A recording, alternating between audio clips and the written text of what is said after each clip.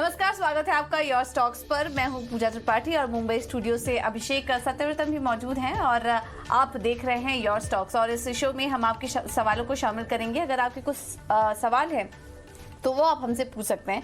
सवाल पूछने का तरीका सबसे पहले आपको बता देते हैं। आप हमें हमारे फोन लाइन नंबर पे कॉल कर सकते हैं, इसके अलावा उस पर व्हाट्सएप कर सकते हैं और सोशल मीडिया हैंडल पर भी आप हमें संपर्क कर सकते हैं। फेसबुक, इंस्टाग्राम और ट्विटर के जरिए भी आप अपने सवाल हम तक पहुंचा सकते हैं।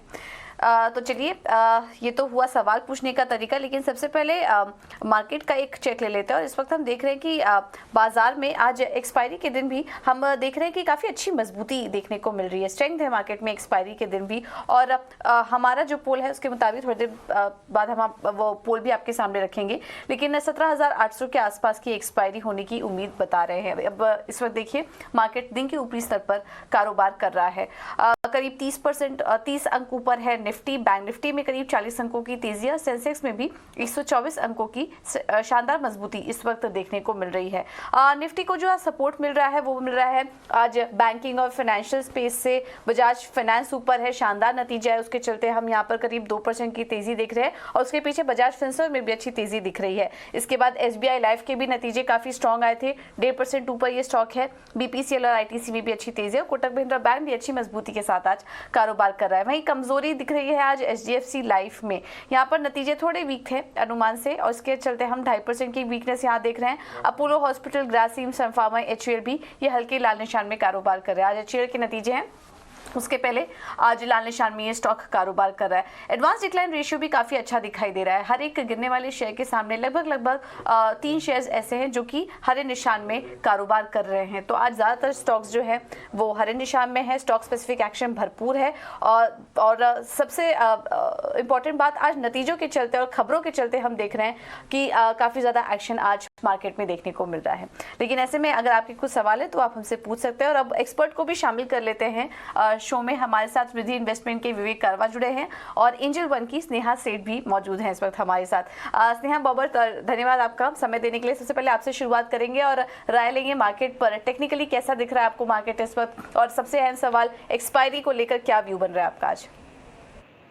गुड मॉर्निंग पूजा। अगर आप मार्केट देखें तो रिसेंटली काफ़ी अच्छी स्ट्रेंथ दिखी है। थोड़ा सा जो हमने पिछले हफ्ते एक कंसोलिडेशन देखा था, एक रेंज बाउंड मूव देखा था, तो वहाँ पे उसके बाद इस हफ्ते हमने काफ़ी अच्छी एक मूव देखी है अपसाइड में।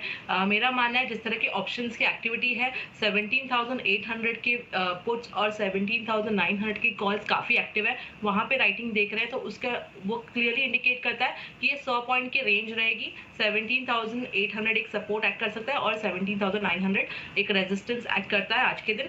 हालांकि अगर कोई डिप्स आता है तो वहां पे आप लॉन्ग करके चल सकते हैं। अगर 17,800 के आसपास अगर आपको इंडेक्स मिलता है तो अपसाइड में रेजिस्टेंस 17,900 का रहेगा। So this is the range for today's series. अगर हम बैंकिंग इंडेक्स की बात करें तो बैंकिंग इंडेक्स रिसेंटली काफी अच्छा आउट परफॉर्मेंस दिखाया है और गोइंग हेड हमें लगता है कि बैंकिंग इंडेक्स यहाँ से और भी तेजी करेगा। अपसाइड में 43 लेवल्स, 43,200 ये लेवल्स आपको वॉच करना है। और यहाँ पे भी अगर डिप्स आता है तो इमीडिएटली 42,700 फॉलोड बाय 42,500 का एक इमीडिएट सपोर्ट जोन है। तो ये निफ्टी को लेकर, निफ्टी बैंक को लेकर स्नेहा ने आपको लेवल्स बताए हैं। और अभी तक का जो सत्र बाजार का गुजरा है, 50 अंकों के दायरे में निफ्टी ने कारोबार किया। लेकिन स्नेहा का मानना है कि अगर 17,800 के आसपास फिर से निफ्टी आए तो आपको बाइंग की कोशिश करनी चाहिए। 17,900 से 17,800 इसी रेंज में आज निफ्टी घूमेगा। अप्रैल सीरीज इसके बीच ही कटेगी। लेकिन 18 स्वदेश ने कुछ बड़े एक्सपोर्ट्स के बीच में पोल कराया और समझने की कोशिश की है कि आज का दायरा क्या रहेगा निफ्टी के लिए और निफ्टी बैंक के लिए, और एक्सपायरी किन लेवल्स पर होगी। अब इस पोल के नतीजे क्या आए हैं, इसे लेकर हमारे सहयोगी डिम्पी कालरा हमारे साथ जुड़ गए हैं। डिम्पी बताइए, ऑलरेडी हम देख रहे हैं कि एक रेंज में बाजार है। 17,600 को हमने पीछे छोड़ा, 17,700 को पीछे छोड़ा, 17,800 के आसपास बेस फॉर्मेशन की कोशिश हो रही है। एक्सपर्ट्स को क्या लगता है 17,800 के ऊपर एक्सपायरी को लेकर कितने चांसेस हैं? अप्रैल महीने की एक्सपायरी और करीब 6 महीने बाद ऐसा मौका मिल रहा है मार्केट के पास जब 5% का गेन है। हालांकि अगर आप साल के हिसाब से देख रहे हैं तो इस साल के अंदर जनवरी, फरवरी, मार्च के अंदर कोई खास बड़ी एक्साइटमेंट नहीं थी। मार्केट 2% माइनस रहा, मार्च के अंदर 0.3% का सिर्फ प्लस रहा। लेकिन एक बड़ा मूव जिसे हम कहते हैं वो आपको अप्रैल सीरीज के अंदर आते हुए देखा जब 5% ही शेयर निफ्टी ऊपर आज क्लोज होने की तैयारी कर रही है। हम पहले पोल आपके लिए लेके आते हैं। पोल क्या कह रहा है इस समय, एक्सपर्ट्स का पोल है ये, हमने करीब 7 से 8 बड़े ब्रोकर से काम पूछा है और ये उन लोगों से पूछा है जो टिपिकली इंडेक्स ही ट्रेड करते हैं। निफ्टी के हमने बनाए हैं 3 पैरामीटर्स। पहला पैरामीटर्स में हमने ये रखा है कि 17,800 से 950 के बीच में कितने चांसेस हैं, तो एक्सपर्ट कहते हैं 45%। दूसरा आता है 650 से 800 के बीच में, 17,650 से 800 के बीच में, एक्सपर्ट्स का व्यू है 50%। इससे एक चीज़ तय हो रही है, ये देखिए 5% कुछ ज़्यादा मैटर नहीं करता, लेकिन इससे एक चीज़ तय हो रही है कि बाज़ार का अगर आप इस नीचे वाली रेंज का जहाँ पे 650 से 800 लिखा है, अगर इसका हायर एंड पकड़ लें और उससे ऊपर वाली रेंज का जहाँ पे 17,800 से 950 लिखा है, तो अगर आप इसका मीन निकालेंगे तो करीब करीब 17,800 के प्लस माइनस 100 पॉइंट ऊपर नीचे आप बंद होने जा रहे हैं इस सीरीज़ के अंदर। अभी तक का डाटा तो ये कह रहा है। इससे नीचे जो 5% का व्यू पॉइंट है उसका कोई खास मतलब रखता नहीं है। आते बैंक निफ्टी के पोल पे। बैंक निफ्टी का पोल हमने 4 कैटेगरी में डाला, थोड़ा चला हुआ ज़्यादा है इसलिए डिवीजन थोड़ा ज़्यादा था मार्केट के अंदर। पहला हमने ये पूछा कि 43,000 के ऊपर के चांसेस कितने हैं, एक्सपर्ट कह रहे हैं 15% चांसेस हैं कि इसके ऊपर हो जाएंगे। ज़्यादा इंटरेस्टिंग पार्ट अब 2 आपको खेमों में दिखेगा। पहला खेमा है 42,800 से लेके 43,000 के बीच में चांसेस कितने कि बैंक निफ्टी एक्सपायर हो जाएगा, 45%। मेजोरिटी हिस्सा यहीं पे आ रहा है। दूसरा 42,600 से लेके 42,800 के बीच में चांसेस कितने हैं कि एक्सपायर होगी सीरीज, उसका नंबर है 35, यानी कि 10% कम है ऊपर वाले नॉच से। नीचे का 5% को आप इग्नोर भी मार सकते हैं। अब लबोलबाब सिर्फ यही है बैंक निफ्टी का कि आप कोशिश करिएगा, या फिर हो सकता है 42,750 से 800 के बीच में बैंक निफ्टी आपको एक्सपायर होती हुई दिख जाएगी। अगर आपके प्रॉफिट जस्टिफाइड है आप बुक कीजिए, रोल करना कीजिए, नहीं करना मत कीजिए। रोल ओवर के नंबर्स पे भी आता हूँ मैं। निफ्टी पे अभी तक रोल ओवर है करीब 48% का, बैंक निफ्टी पे रोल ओवर है करीब 60% का, ये एवरेज से कम है। आज थोड़ी मेहनत करनी होगी रोल ओवर्स को लेकर। रोल ओवर लाइट और हैवी दोनों ही केसेस में नुकसान होता है। अगर पुराना बैगेज आप लेके आ रहे हैं तो उसी को एडजस्टमेंट करना पड़ेगा। अगर ज़्यादा रोल ओवर कम लेके आ रहे हैं यानी कि लाइट होके आ रहे हैं तो आपकी सीरीज़ इतनी लाइट होगी कि कोई भी खबर उसको तेज़ी से ऊपर नीचे करने की कैपेसिटी रखेगी। इसलिए अभी तक का रोल ओवर थोड़ा बिलो एवरेज चल रहा है। इसकी एवरेज कितनी है वो भी मैं आपको बताता हूँ। 80% से ऊपर है बैंक निफ्टी की, करीब 80% है निफ्टी की। आते सेक्टर के हिसाब से रोल ओवर कहाँ पॉजिटिव हो रहा है। देखिए बैंक में, एफएमसीजी में, फाइनेंशियल सर्विसेज में, इन सब में रोल ओवर पॉजिटिव हो रहा है। नेगेटिव रोल ओवर हो रहा है फार्मास्यूटिकल्स में, आईटी में। ये नेगेटिव रोल ओवर का मतलब क्या? नेगेटिव रोल ओवर का मतलब कि यहाँ पे रोल ओवर अच्छा भी नहीं है, नेगेटिव भी हो रहा है, थोड़ा कम भी है। इसी सीरीज के अंदर कटान हो रही है। अगली सीरीज में फिर से सोचेंगे। ये आईटी और फार्मा को लेकर भी उतना कॉन्फिडेंस मार्केट के पास आया नहीं है। कुछ ये मेटल्स के अंदर भी देखने को मिल रहा है। हमने फिर ये डाटा भी निकाला कि मई की सीरीज टिपिकली चलती कैसे है। फिर हमने लास्ट के 3 साल निकाले। 2020 के अंदर जब आप कोविड के चरम में थे तो करीब 2.5%, 2021 के अंदर करीब 6.5%, क्योंकि अप्रैल के बाद जब मई आया था तो काफ़ी ज़ोर से आप चले। और उसके बाद 2023 के अंदर अभी आपके 22 के अंदर माफ़ कीजिए -3% था और 23 के अंदर अभी आना बाकी है। कुल मिला के आप मई की सीरीज़ को एक्स्ट्राऑर्डिनरी वॉलेटाइल भी समझ सकते हैं। 2% का स्विंग मिलने के चांसेस हैं, ये इसका एक रिसर्च से हमको पता लग रहा है। आते साल भर में जो रिटर्न है मैंने ऑलरेडी आपको बता दिया, 2.5% माइनस, फिर 2% फरवरी का, मार्च के अंदर कुछ नहीं और अप्रैल के अंदर 5% मिला है। हमने एफआईज का लॉन्ग पोजीशंस भी चेक की हैं। अगर आप वहाँ से देखेंगे तो एफआईज की लॉन्ग होल्डिंग है इस समय 46%, 46% वो खरीदारी का माल लेके बैठे हैं। ये सीरीज जब शुरू हुई थी वो 10% था, यानी कि एफआईज ने जोर के खरीदा है अप्रैल के अंदर। तो रिटेल क्या कर रहे थे? रिटेल अपना माल छोड़ रहे थे। रिटेल ने जब इस सीरीज की शुरुआत की थी तो वो 60% खरीदार होके बैठे थे, लेकिन घटते घटते सीरीज के अंदर वो 50% से भी नीचे चले गए हैं, यानी करीब 50% है। तो 10% रिटेल ने अपना माल बेच दिया और एफआईज ने अच्छा खासा माल खरीदा है एट द बॉटम पे। तो ये F&O का कुछ आंकड़ा था जो हमने आपके सामने रखा।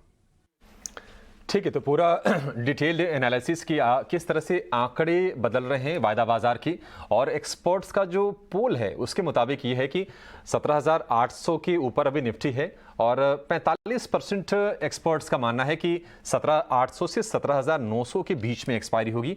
हालांकि आज भी रेंज बेहद सीमित है। 4 दिन बाजार चला जरूर है, लेकिन बहुत तेजी से नहीं चला है। लेकिन अच्छी चीज़ ये है कि बाजार में स्थिरता के संकेत मिल रहे हैं और किसी थकावट, किसी नेगेटिविटी, कमजोर सेंटिमेंट की कोई संकेत नहीं है।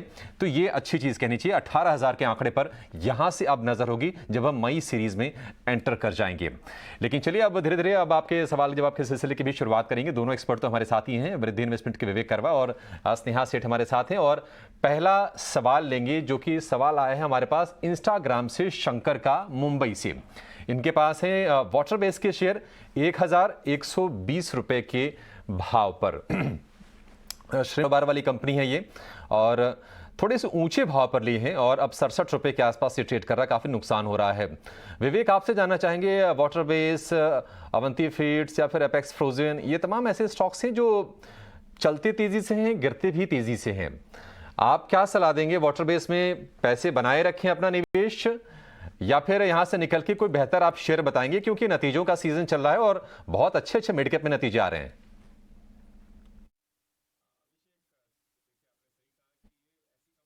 तो एक अप ट्रेंड के साइकिल में सब तेजी से बढ़ती है, और वो कहावत एक कहते हैं ना कि सेंसेक्स अगर ट्रेन है और ये माइक्रो कैप, पेनी कैप, ये सब जो ट्रैक्स के साइड में जो कचरा होता है ना, वैसा होता है। तो जब तेजी से ट्रेन चलती है तो ये सारा कचरा भी उड़ता है साथ में, लेकिन ट्रेन जाने के बाद सब वापस सेटल हो जाता है। तो ये हमेशा दिमाग में रखो कि ऐसी कंपनीज आपको अप ट्रेंड में रैली दे देगी, लेकिन आपको अगर बाहर नहीं निकलना आया, ये चक्रव्यूह है, उससे टाइम पे बाहर नहीं निकलोगे तो ऐसे ही फंसोगे। तो आज के दिन इसका प्रॉफिटेबिलिटी देख लो, कंपनी का खराब है। कोई भी रेशियोज अगर आप इसके देख लो, वो खराब चल रहे हैं। कंपनी डेट भी रीपे कर पाएगी, नहीं कर पाएगी, इस पे भी एक बहुत बड़ा प्रश्न चिन्ह है। तो वैल्यूएशन, क्योंकि इतने रिजल्ट्स खराब है, तो वैल्यूएशन भी मुझे बहुत बहुत यहाँ से कॉस्टली दिखते हैं।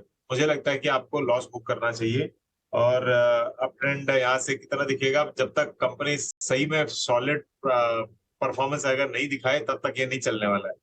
तो बहुत रिस्की बेट है। तो मेरी तो सेल की ही सलाह रहेगी, और हमेशा ये सलाह रहेगी कि ऐसी कंपनी से बचो, और अगर घुसते भी हो तो टाइम पे बाहर निकलना सीखो। बिल्कुल। तो ऐसी कंपनी में निवेश कर रहे हैं तो नजर रखिए, रिव्यू लेते रहिए। और अभी तो फिलहाल नुकसान आपको काफी हो चुका है, तो एग्जिट करने की ही राय दी जा रही है वाटर बेस से। अगला सवाल हमें आया है मध्य प्रदेश से। इनफैक्ट वो हमारे साथ फोन कॉल पर जुड़ चुके हैं। शिव सिंह जी ने कॉल किया हमें। नमस्कार, क्या किस स्टॉक पर सवाल है आपका, पूछिए। जी मैम, मेरा सवाल है बैंक ऑफ बड़ौदा पे और आईजीएल। ओके, आईजीएल पर भी सवाल है आपका, ठीक है। बैंक ऑफ बड़ौदा कितने समय के लिए आपने होल्ड किया है, क्योंकि हाल ही की खरीद लग रही है आपकी ये? हाँ बिल्कुल, मेरे को 4-5 महीने हो गए। ठीक है। और आईजीएल किस भाव पर लिया था आपने? 448 रुपए और 48 पैसे के भाव पे। ठीक है, ऑलराइट। तो आपको राय दिलवा देते हैं। स्नेहा, आप सजेस्ट करिए। यहाँ पर इन्होंने बैंक ऑफ बड़ौदा लिया हुआ था, ये 4-5 महीने से होल्ड कर रहे हैं, लेकिन लेवल्स वही दिख रहे हैं जो 4-5 महीने पहले थे, उसी पर वापस आ चुके हैं। अब बैंक ऑफ बड़ौदा में क्या करें, और आईजीएल पर भी राय दीजिए। ये 448 पर इन्होंने लिया था, 448 पे, या इनको हल्का मुनाफा हो रहा है? दोनों स्टॉक पर अपनी राय दीजिए, क्या करना चाहिए? बैंक ऑफ बड़ौदा अगर आप देखें तो रिसेंटली जो अभी एक अपमूव दिखी है हमें, 90 जोन के आसपास से स्टॉक ने तेजी किया। उसके बाद थोड़ा सा हाई लेवल से थोड़ी सी कंसोलिडेशन दिखी है, बट ये पिछले 2-3 हफ्तों में काफ़ी अच्छा स्ट्रेंथ दिखने को मिल रहा है। अगर आप पीएसयूज देखें तो काफ़ी अच्छा स्ट्रेंथ दिख रहा है ओवरऑल। जब भी बैंकिंग इंडेक्स अपमूव दिखा रहा है, उसमें पीएसयू का काफ़ी अच्छा कॉन्ट्रीब्यूशन रहा है। तो आई थिंक यहाँ पे बैंकिंग इंडेक्स में स्पेशली पीएसयूज, और स्पेशली अगर आप बैंक ऑफ बड़ौदा की बात करें तो I am bullish on this counter. मुझे लगता है कि यहाँ पे तेजी कंटिन्यू हो सकती है। अपसाइड में आप एक्सपेक्ट कर सकते हैं कि रैली कंटिन्यू हो सकती है टुवर्ड्स 197-200 जोन, और वो लेवल्स भी क्रॉस होते हैं तो इसमें थोड़ा सा और आप एक्सपेक्ट कर सकते हैं कि ये जो हमने जो रिसेंटली जो एक अपमूव देखा था अराउंड 220 के आसपास तक, वो लेवल्स भी देखने को मिल सकते हैं। तो आई वुड से करके इसे होल्ड करें। थोड़ा समय लगेगा, बट आई थिंक यहाँ से आपको ज़्यादा समय भी नहीं काटना पड़ेगा, बट एक अच्छी मूव आप एक्सपेक्ट कर सकते हैं। स्टॉप लॉस अगर लगाना है तो आई वुड से 175 का एक स्टिक स्टॉप लॉस आप लगा सकते हैं ये लेवल पर। इसके अलावा जो आईजीएल अगर आप बात कर रहे हैं तो आईजीएल में देखेंगे काफ़ी अच्छी स्ट्रेंथ दिखी है रिसेंटली, और उसके बाद 3-4 दिनों से थोड़ा सा कंसोलिडेशन ही दिख रहा है, एक रेंज में है। बट आई थिंक ये इस तरह का consolidation after such a strong run it is said to be healthy, और इस कंसोलिडेशन में अगर डिप्स आता है तो आई वुड सजेस्ट कि किसी को अगर फ्रेश लॉन्ग करना है तो वो भी लॉन्ग करके ट्रेड कर सकते हैं। यहाँ पे आई वुड से अगेन अगर किसी को स्टॉप लॉस लगाना है तो दैट विल बी अराउंड 473 का एक स्टिक स्टॉप लॉस लगा के इसमें लॉन्ग साइड पे आपको रहना है। अपसाइड में level to watch out will be 500, 502। ये अगर ये 500 का लेवल क्लोजिंग बेसिस पे हम उसके ऊपर क्लोज करते हैं तो that will be a positive indication which can bring this counter at least towards 540, 550 zone. ठीक है, चलिए आगे बढ़ेंगे, फटाफट अगले दर्शक को शामिल करेंगे। हरियाणा से अभिषेक हमारे साथ हैं। अभिषेक जी नमस्कार, पूछिए क्या जानना है आपको? सर गोल्डियम शेयर के बारे में जानना है। गोल्डियम आपने किस भाव पर लिए थे? सर 154 के रेट में लिए हूँ मैंने। 154 आपने हाल फिलहाल लिया अभिषेक? नहीं सर, 3-4 महीने से होल्ड है मेरा ही। 3-4 महीने। समय कितना दे सकते हैं आप? सर समय लॉन्ग टर्म के लिए व्यू है मेरा। लॉन्ग टर्म का व्यू है। विवेक आपसे जानना चाहेंगे, गोल्डियम इंटरनेशनल वैसे तो 1500 करोड़ रुपए के आसपास का मार्केट कैप है, वैल्यूएशन को भी लेकर सवाल नहीं है, लेकिन स्टॉक्स में कोई हमने एक तरफा बड़ी तेजी ऐसी देखी नहीं है। उतार चढ़ाव के साथ ही ट्रेड किया है इसने पिछले, अगर हम कुछ महीनों की बात करें तो बिजनेस में आपको कितना दम दिखता है? पहले तो अभी ये भी समझा दीजिए कि कंपनी करती क्या है और इस पर राय भी दीजिए। देखिए, कंपनी ज्वेलरी बिजनेस में है अभिषेक, और मैं हमेशा गोल्ड रिलेटेड और ज्वेलरी स्टॉक से दूर रहा हूँ। बहुत बहुत बुरे एक्सपीरियंसेस है इस स्पेस में। अब ये नहीं कह रहा कि गोल्डियम में भी ऐसा कुछ होगा, लेकिन जिस हिसाब से इनका पिछले क्वार्टर का रिजल्ट्स था जो करीबन 28% प्रॉफिट डाउन था, और सेल्स भी इनका करीबन 18-19% डाउन था, तो मुझे एक स्केप्टिज्म हमेशा इस स्टॉक्स में रहता है। तो आपने जैसे कहा कि वैल्यूएशन वाइज थोड़ा सा यहाँ पे बेटर लग रहा है, तो मुझे लगता है कि ये करीबन 175 तक ये जा सकता है, ये पॉसिबिलिटी है। लेकिन अगर वहां पे जाता है तो आपको निकल जाना चाहिए स्टॉक से। लॉन्ग टर्म के लिए ऐसे कंपनीज लो जो सिक्लिकल नहीं हो और एक लॉन्ग टर्म सस्टेनेबिलिटी उसमें दिखे, लेकिन ज्वेलरी स्टॉक्स में मुझे वैसा नहीं दिखता है। तो और जो कंपटीशन है इन कंपनीज को, कुछ लिस्टेड कंपनीज तो बहुत कम है, जो अनलिस्टेड स्पेस है, आप अगर कोई भी बाजार में चले जाओ तो बहुत सारा कंपटीशन है इनको, तो अवॉइड की ही सलाह रहेगी। लेकिन हाँ, 170-175 तक मुझे लग रहा है कि वैल्यूएशन वाइज ये आ सकता है, उस वक्त आपको निकल जाना चाहिए। ठीक है, तो गोल्डियम इंटरनेशनल कोई उछाल मिलता है तो निकलने की सलाह आपको दी जा रही है स्टॉक से।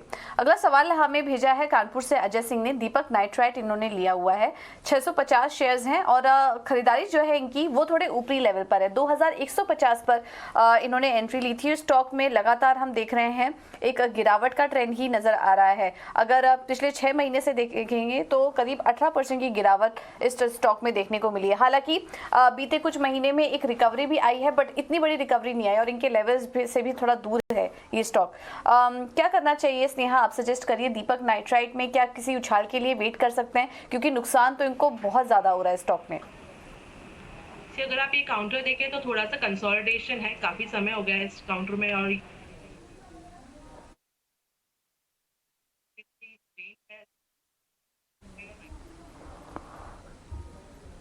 स्नेहा आपसे रिक्वेस्ट होगी अपना माइक अनम्यूट कर लीजिए।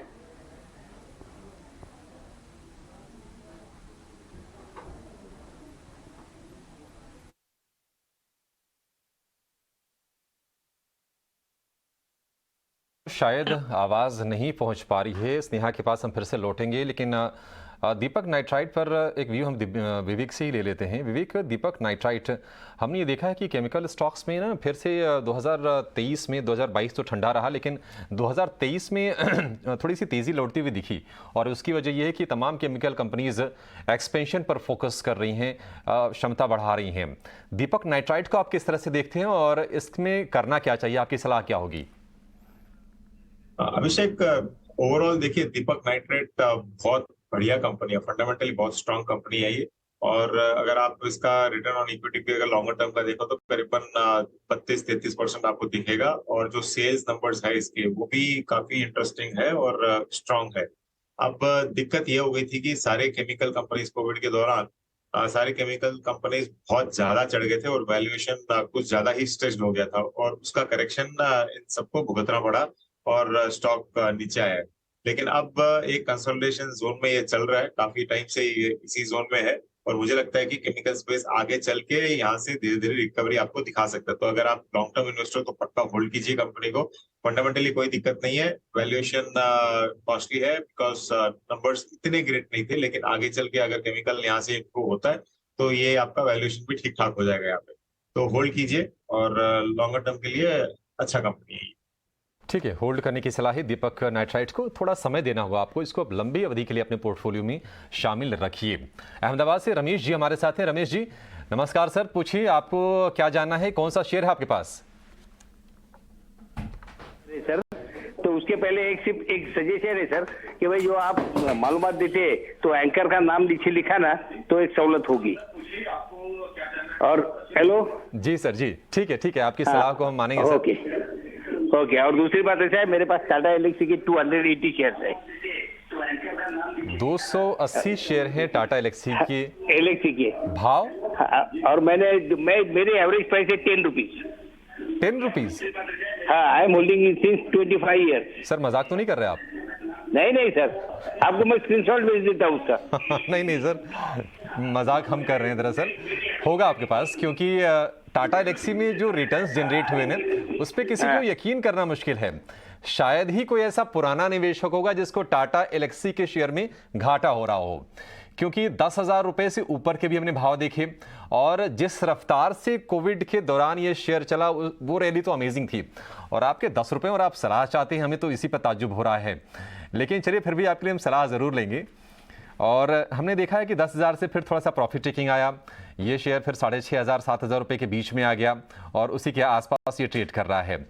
अगर आपके भाव से हम इसको जोड़ें तो अभी थोड़ा सा समय लगेगा हमें जोड़ने में। 18 लाख रुपए का आपको प्रॉफिट हो रहा है टाटा एलेक्सी के शेयर में, सिर्फ 280 शेयर खरीद कर।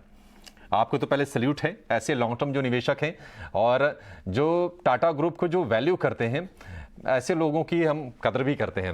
विवेक, आपसे जानना चाहेंगे, 10 रुपए के भाव पर है तो भाव तो छोड़ दीजिए, आप जरा आगे का बताइए और ये बताइए कि करना क्या है टाटा एलेक्सी में। क्या 10,000 वाले भाव फिर से आएंगे तब बेचना है या फिर बेच के थोड़ा बहुत प्रॉफिट टेकिंग कर लें? तो अभिषेक, आप जब उनसे बात कर रहे थे और ये प्रॉफिट आप स्क्रीन पे दिखा रहे थे, तब मैं फोटो ले रहा था कि ये स्क्रीन तो मतलब ट्विटर पे शेयर करने लायक स्क्रीन है। तो आपने जैसे कहा, इस पे क्या कमेंट करें आप? अभी भी कंपनी शानदार है। देखिए, आईटी शॉर्ट टर्म में दिक्कतों के वो पहाड़ों से गुजर रहा है, लेकिन मुझे लग रहा है कि कंपनी बहुत अच्छी कंपनी है। आप अगर 10 का 6,500 देख रहे हो तो 10 का 10,000 भी देखोगे आगे चल के, मतलब हो सकता है ये 3 साल में हो जाए। तो आप एब्सोल्यूट लॉन्ग टर्म इन्वेस्टर हो, आपको जरूरत ही नहीं है। हो सकता है कि कोई भी इमरजेंसी फंड चाहिए तो प्लेज करके भी आप इतना पैसा इससे उठा सकते हो। तो पक्का होल्ड कीजिए, कंपनी जीरो डेट कंपनी है। आईटी जितना खराब फेज देखना था देख लिया है, यहाँ से हो सकता है कि इम्प्रूव हो और बाकी सलाह इनके लिए जरूरत नहीं है। ये जस्ट मतलब इन्होंने ये लोग मतलब एकदम भूल गए थे। ये आप भूले हुए रहिए, 10,000 आएगा तब वापस बात करेंगे। भरोसा है विवेक को। और ऐसे दर्शकों के जब सवाल आते हैं तो बड़ा कॉम्प्लिकेटेड हो जाता है कि सलाह क्या दें, क्योंकि प्रॉफिट बहुत ज़्यादा हो रहा होता है, भाव को लेकर टेंशन नहीं होती है। लेकिन फिर भी ये स्वदेश की ताकत है और हमारे एक्सपर्ट्स की ये ताकत है कि फिर भी हमसे लोग सलाह लेना चाहते हैं अपने स्टॉक्स पर जो उनके पोर्टफोलियो में होते हैं। और तमाम ऐसे शेयरों से, अहमदाबाद से या फिर उससे भी छोटे छोटे शेयरों से रोज़ हमारे पास हज़ारों की तादाद में ऐसे सवाल शो पर ज़रूर आते हैं। लेकिन एक ज़रूरी अपडेट आपके लिए, मैनकाइंड फार्मा, इसका आईपीओ पूरा का पूरा भर गया है। आज आखिरी दिन है सब्सक्राइब करने का और हमने तमाम एक्सपर्ट से इसके बारे में जब राय ली है तो सबकी तरफ से इस आईपीओ में पैसे लगाने की ही सलाह आई है। हालांकि ये ज़रूर कहा गया है कि लिस्टिंग गेन के लिए आप इसको मत देखिए, थोड़ा सा लंबी अवधि के लिए अगर आप सोच के लेते हैं, मैनकाइंड को 2 से 3 साल का अगर समय देना चाहते हैं तब इसमें पैसे आप ज़रूर लगाइए, क्योंकि डोमेस्टिक बिजनेस से करीब करीब 97% इसकी आय आती है और लिस्टिंग के बाद ये 8वीं सबसे बड़ी फार्मा कंपनी हो जाएगी अपर प्राइस बैंड पर अगर जोड़ेंगे। हल्की तेजी के साथ एक सीमित दायरे में कारोबार कर रहा है। निफ्टी बैंक पर थोड़ा सा प्रेशर है, लेकिन चलेंगे आरबीआई गवर्नर के पास जो कि ग्लोबल कॉन्फ्रेंस में अपना संबोधन दे रहे हैं। पहले उन्हें सुनते हैं, फिर बाजार की बात करेंगे। These include, as is well known: capital adequacy requirements, asset classification, provisioning requirements, even dividend distribution and liquidity management framework, etc. In addition, the Reserve Bank also periodically deploys macroprudential measures to address system-level buildup of risks. As a consequence of the measures taken by the Reserve Bank and the banks themselves, I must mention here, the Indian banking system has remained resilient and has not been affected adversely by the recent sparks of financial instability seen in some advanced economies. This also comes out clearly in our recent stress test results. The gross NPA ratio, that is the gross non-performing asset ratio for the scheduled commercial banks in India, was 4.41% at the end of December 2022, down from 5.8% on March 31st, 2022, and 7.3% as on March 31st, 2021. The CRAR at 16.1% at the end of December 22 is also much above the minimum regulatory requirement. Macro stress tests for credit risk indicate that scheduled commercial banks would be able to comply with the minimum capital requirements even under severe stress situations. Nevertheless, recent events in the banking landscape of the United States and Europe suggest that risks for an individual bank could crop up from segments of its balance sheet which might have been considered relatively safer. Hence, we expect the management and board of directors of each bank to continually assess the financial risks and focus on building up adequate capital and liquidity buffers, even beyond the minimum regulatory requirements. And this is required for continued resilience and sustainable growth of individual banks and financial entities. Now, turning to operational resilience, let me say that operational resilience would mean that a bank should be able to deliver critical services even in face of disruptions. Cyber risks and possible cyber attacks are on top of the list so far as such disruptions are concerned. Cyber risk has been identified as the foremost in top 10 operational risks for 2023 based on a global survey of financial institutions. The Bank for International Settlements, that is BIS, while revising the principles for sound management of operational risks in 2021, introduced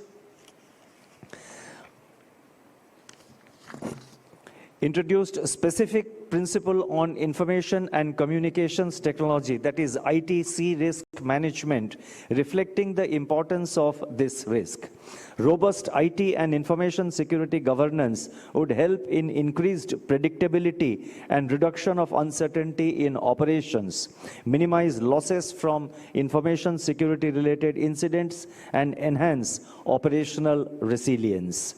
Given the extensive level of outsourcing being done by the banks and by other financial entities, there is even greater need for ensuring that effective policies and practices are put in place in this regard.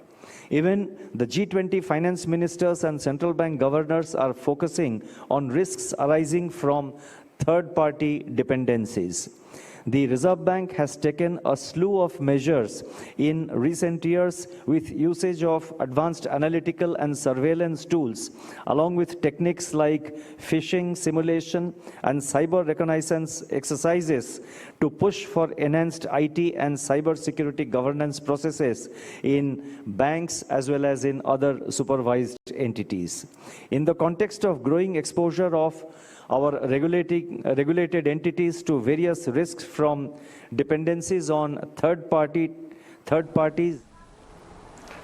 बिल्कुल, तो ये थे Shaktikanta Das, RBI governor, global conference में बयान देते हुए और भारतीय बैंकों के हालात पर बात करते हैं। और उनका कहना है कि ग्लोबल बैंकिंग सेक्टर में जो दिक्कतें चल रही हैं उसका असर भारत पे नहीं पड़ रहा है। भारत के एनपी की स्थिति मजबूत है, कैपिटल की स्थिति मजबूत है और आगे के लिए भी उन्होंने बैंकों को ये सलाह दी है कि वो अपना रिस्क मैनेजमेंट सही तरीके से करें। तो ये कुछ अहम बयान वहाँ से आ रहे हैं और लगातार हम आपको उसका अपडेट भी देते रहेंगे।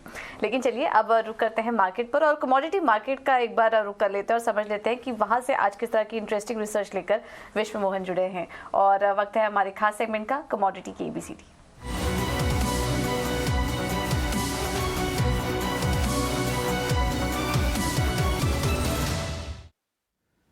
देखिए, क्रूड में जिस तरह की वॉलेटिलिटी बढ़ी है उससे ट्रैक्शन काफ़ी ऑप्शन में बढ़ता जा रहा है कच्चे तेल में, इसलिए ऑप्शंस को आप समझना ज़रूरी है। यहाँ पर एमसीएक्स पर जो ऑप्शन का कॉन्ट्रैक्ट मौजूद है 100 का उसका लॉट साइज है जो बेस कॉन्ट्रैक्ट है। मिनी में अभी तक ऑप्शन लॉन्च नहीं हुआ है।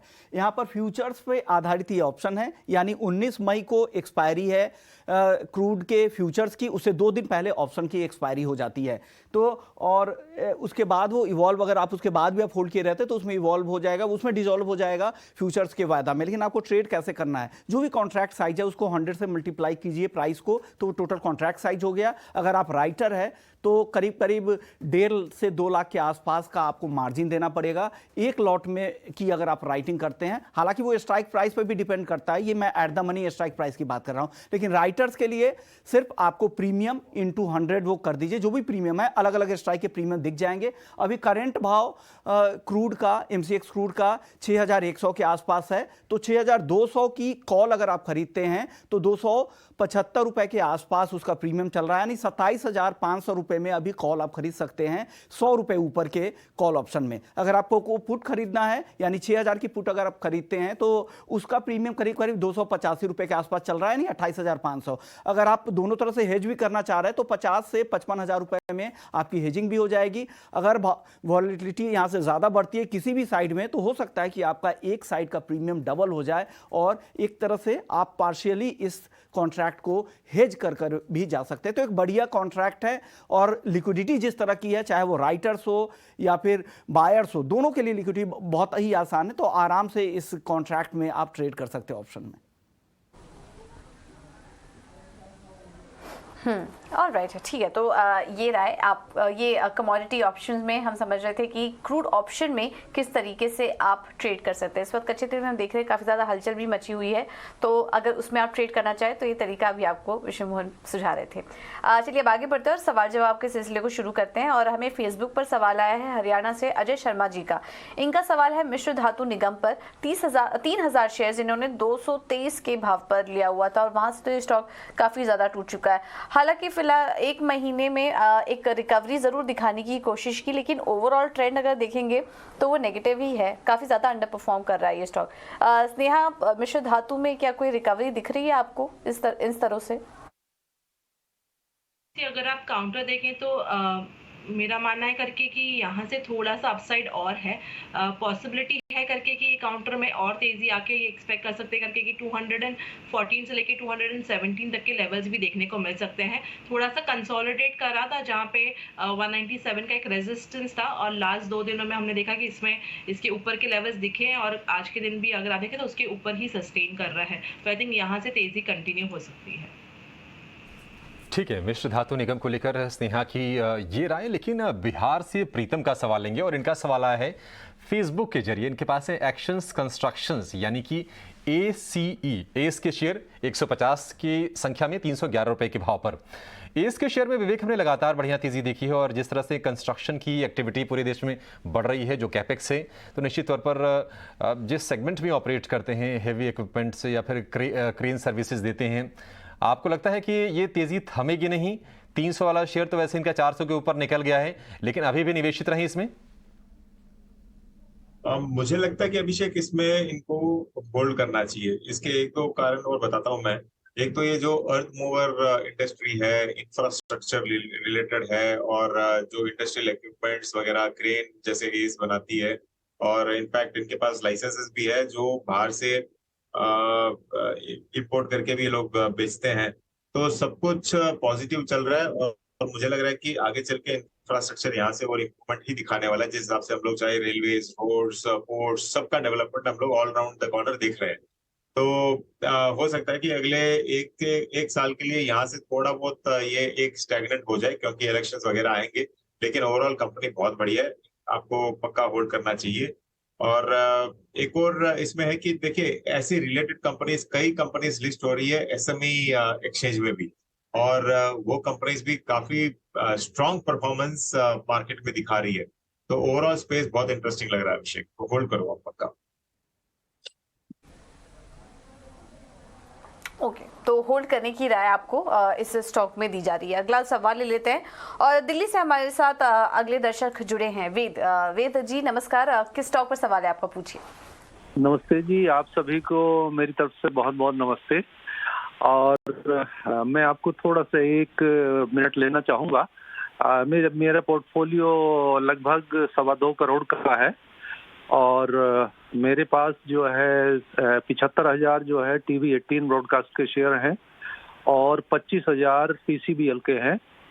और मुझे स्पेशली TV18 के ऊपर स्पेशली पूछना था, क्योंकि इसमें जो थीम चली थी कि भाई वाईकॉम 18 पे जो इनको अभी एक इन्होंने जो है उसका क्रिकेट का जो है वो पैसा लगाया उसके ऊपर, और डिजिटल राइट्स मिले थे इसको, और डिजिटल राइट जो मिले थे उसके बाद TV18 में इसका इस सब्सिडी से कैसे वो पैसा आएगा, क्योंकि जो रिलायंस के साथ इसका कोलैबोरेशन हुआ है अभी रिसेंटली, उन्होंने 15,000 करोड़ 10,000 करोड़ रिलायंस ने डाला है, और 4,000 करोड़ जो है बौद्ध ट्री ने डाला है, और उसका जो ब्रेकअप है 13% जो प्रॉफिट आएगा वो जो है वाईकॉम TV18 में आएगा, और 13% बौद्ध ट्री में जाएगा, और 60% जाएगा रिलायंस के अंदर।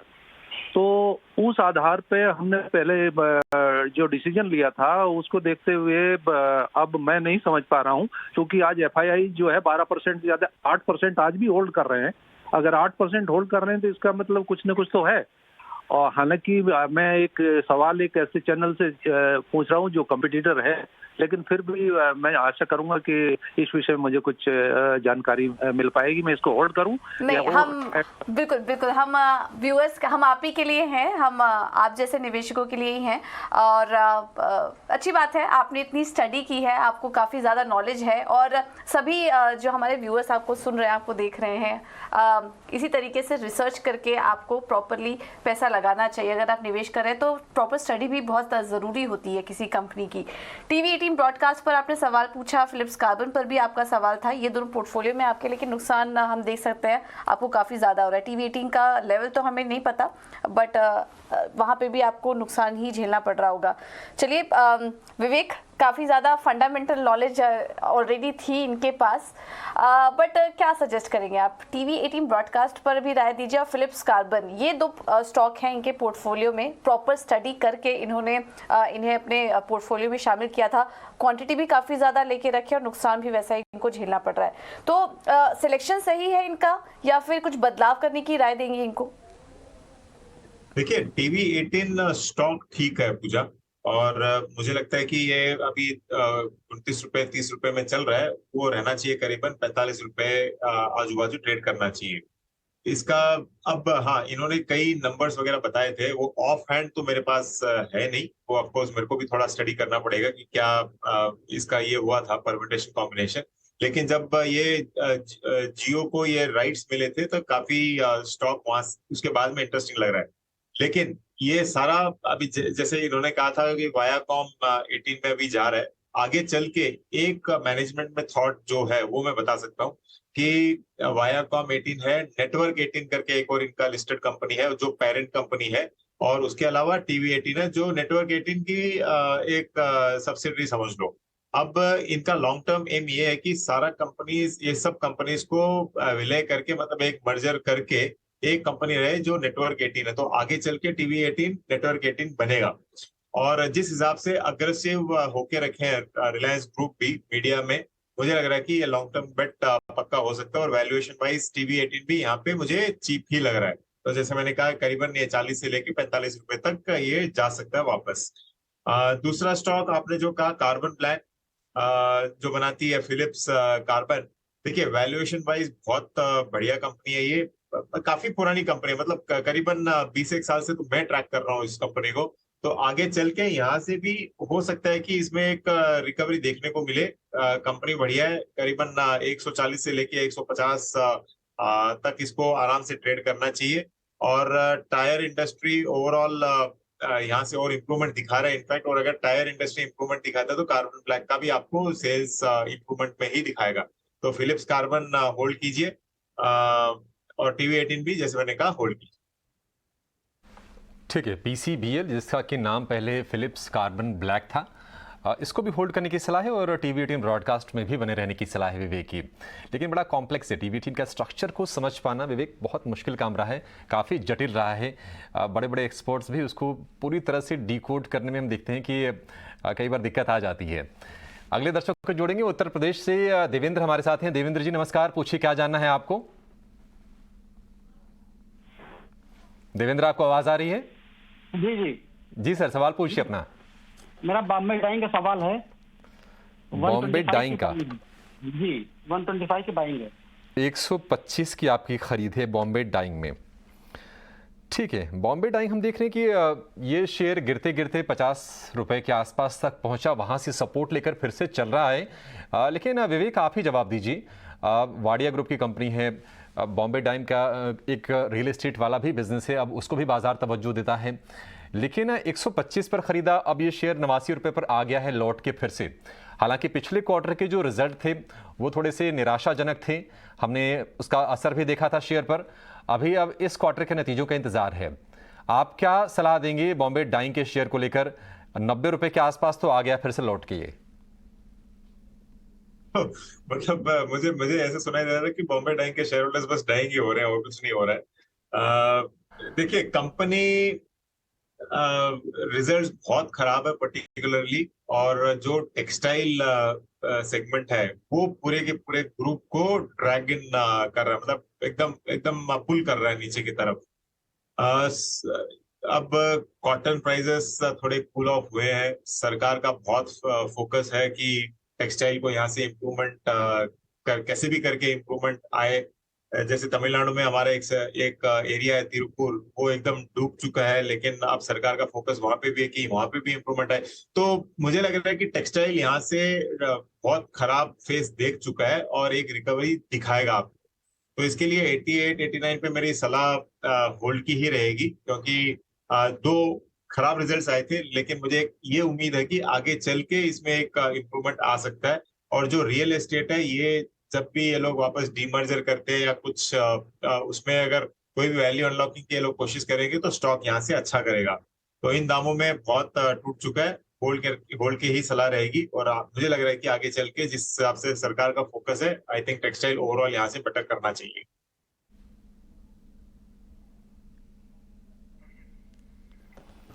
ठीक है, बॉम्बे डाइंग को होल्ड करने की सलाह है। आगे आपको बेहतरी स्टॉक में देखने को मिल सकती है, इसमें बने रहने की सलाह है। लेकिन कुछ नतीजे आए थे कल और उस पर फोकस कर लेते हैं। IIFL फाइनेंस ने Q4 यानी कि मार्च तिमाही के नतीजे जारी कर दिए हैं। कंपनी की मुनाफे में 43% की ग्रोथ है। NII यानी कि ब्याज से जो आय होती है कंपनी की वो 38% बढ़ी है और NPA के आंकड़ों में भी कमी आई है। एसेट क्वालिटी यानी कि बेहतर हुआ है। नतीजों पर बातचीत करने के लिए हमारे साथ जुड़ गए हैं कंपनी के ग्रुप CFO कपिश जैन। कपिश जी, बहुत शुक्रिया आपका समय देने के लिए। सर स्वागत है टी9 स्वदेश पर। सालाना आधार पर सर हम देख रहे हैं कि लोन बुक में 26% की बढ़ोतरी हुई है, NII भी 39% के आसपास बढ़ी है। इतने दमदार जो नंबर आपने रिपोर्ट किए हैं, इसके पीछे क्या वजह रही? क्या ग्रोथ के पीछे रीजंस हैं? अगर आप बिजनेस को देखिए तो हर बिजनेस में growth is supported through disbursements, और जब डिसबर्समेंट्स आते हैं तो उसके साथ आपके बाकी रेवेन्यू लाइंस भी आते हैं। जब आप डिसबर्स करते हो तो आपको फी इनकम मिलती है, आपको कस्टमर के साथ एंगेजमेंट ज्यादा होता है, तो उसकी वजह से और लाइंस ऑफ इनकम भी आती है कस्टमर से, जिसकी वजह जो NII में ऐड होती है। दूसरा, आपने देखा है कि हमने रेट्स बढ़ने के बावजूद बोरिंग में हमारी बोरिंग कॉस्ट नहीं बढ़ी। हमारी बोरिंग कॉस्ट मोर और लेस स्टेबल रही है। 20-30 पैसे का इजाफा हुआ है बोरिंग कॉस्ट में, जहां पे आपने देखा है MCLR 150 बेसिस पॉइंट से बढ़े हैं, रेपो रेट 250 बेसिस पॉइंट से बढ़े हैं। ये सब होने की वजह से जो भी हमने रेट पास ऑन किए हैं कस्टमर को, which is in line with competition, उसमें बढ़ोतरी हुई है। उस बढ़ोतरी होने से हमारे मार्जिन इंप्रूव हुए हैं। आपने हमारे सामने एक प्रेजेंटेशन में इंटरेस्ट स्प्रेड भी दिखाया है, जो आपको दिख रहा है कि हमारे मार्जिन भी इंप्रूव हुए हैं। ये मार्जिन इंप्रूव होने की वजह से, फी इनकम आने की वजह से, वॉल्यूम के साथ हमारा NIM इंप्रूव हुआ है। तो जहाँ पे आपने देखा है 26% से AUM बढ़ा है, 43% से NI बढ़ी है, क्योंकि ये सारे एलिमेंट्स भी आपके NI को ऐड करते हैं। और इसीलिए NI का improvement is far wider than the improvement that you see in the overall book growth. उसके अलावा अगर आप देखें तो हमारा कॉम्पोजिशन, बिजनेस का कॉम्पोजिशन भी चेंज हुआ है। हमारे बिजनेस कॉम्पोजिशन में ग्रोथ हाई यील्डिंग सेगमेंट्स में ज्यादा आई है। हमारे हाई यील्डिंग सेगमेंट्स में ग्रोथ आने से आपको ज्यादा यील्ड के मुनाफा भी मिलता है, स्प्रेड इंप्रूव होता है। तो इन सब कारणों की वजह से NI का एक्सपेंशन बुक ग्रोथ से बेटर है। बिल्कुल। इसके अलावा FY24 को लेकर क्रेडिट ग्रोथ को लेकर क्या आउटलुक है आपका? क्योंकि हम देख रहे हैं कि इंडस्ट्री में तो ग्रोथ दिखाई दे रही है, आप क्या एक्सपेक्ट कर रहे हैं आपके कारोबार के लिए, और किस सेगमेंट में स्पेसिफिकली आप ग्रोथ देख रहे हैं? सो इंडिया, अगर मैं बात करूं तो इंडिया एक बहुत सही पोजीशन में खड़ा है। It's very sweet spot. We hear about recession coming in some of the developed markets. India has to work very cautiously. हम बहुत सेल्फ सस्टेनेबल होते हैं हमारे ऑपरेशंस में, हमारे बिजनेसेस में, हमारे क्रेडिट में। There is a huge market to be addressed. It's a very under penetrated market from a credit perspective. इन सब कारणों की वजह से आपको एज अ NBFC अपने एक निश सेगमेंट में ऑपरेट करना पड़ेगा। आपकी प्रोडक्ट आपको आइडेंटिफाई करनी पड़ेगी जहाँ पे आपकी कंपटीशन लेवल्स उतने हैवी नहीं है, जहाँ पे आप बैंकों से कम्पीट करते हैं। आपकी कस्टमर बेस आपको आइडेंटिफाई करनी पड़ेगी जो अनपेनिट्रेटेड है। इसीलिए हमने एक्सपेंड किया है। हम Tier 3, Tier 4 ब्रांचेस में गए हैं, और क्योंकि हमारा प्रेजेंस हिंटरलैंड में है जहाँ पे कॉम्पिटिशन इंसेंटिव भी कम होती है, ये सब करने के बाद आप उस सेगमेंट्स में उस मार्केट्स में ग्रो कर पाते हैं, और उस ग्रोथ के साथ आप अपने आप को आगे सस्टेन भी कर पाते हैं, क्योंकि आप एक नए मार्केट में हैं जहाँ पे आपके पास वो इंटेंसिटी नहीं है कॉम्पिटिशन की जो एक अर्बन मार्केट में हो। तो इसीलिए अगर आप देखें तो पिछले 5 साल में हमारा रिटेल सेगमेंट ग्रोथ 23% से आया है। इन 5 सालों में आपने सब कुछ देख लिया। आपने लिक्विडिटी क्राइसिस देख लिया, आपने कोविड देख लिया, आपने कुछ बड़े NBFCs के डिफॉल्ट भी देख लिए। इन सब कारणों के बावजूद भी हम ग्रो कर रहे हैं। तो अब तो माहौल फार बेटर लग रहा है, और इस माहौल में अगर आपने अपने क्रेडिट को, विच मीन अपने एसेट क्वालिटी को अगर आपने ठीक से मेंटेन कर लिया, और उन मापदंडों पे आप अगर ठीक से खड़े हुए, तो आपकी ग्रोथ आएगी। तो उन कारणों की वजह से हमने अपने रिस्क मैनेजमेंट प्रैक्टिसेस को और स्ट्रेंथन किया है। हमारी अर्ली डेलिंक्वेंसीज को चेक करना, हमारे बाउंसेस को चेक करना, ये सब बहुत बहुत इंपॉर्टेंट है आप टू एक अच्छे एसेट क्वालिटी को मेंटेन करने के लिए। तो एक्सपर्टाइज टीम इन सब चीजों के लिए है, जो हर चीजों को क्लोजली मॉनिटर करती है। There's a supervision team or committees where also they are reviewed very closely, and therefore we believe हमारा जो पास का growth trend रहा है, we should be able to sustain and maintain the similar growth rate. Now talking about the segments we want to grow, तो हमारे segments जो है आज के दिन किसी ऑर्डर में नहीं है, लेकिन अगर मैं बताऊं तो gold, housing finance, LAP, microfinance and digital finance, all these are the segments which are purely retail. और हमने आज हमारा रिटेल का प्रतिशत close to 95-97% है, और हम इसी रेशियो में इसको मेंटेन करेंगे, और इसी सेगमेंट्स में हमारी ग्रोथ भी आएगी। ग्रोथ का रेट अक्रॉस सेगमेंट्स कम बेसी हो सकता है, क्योंकि हर सेगमेंट की अपॉर्चुनिटी अलग होती है।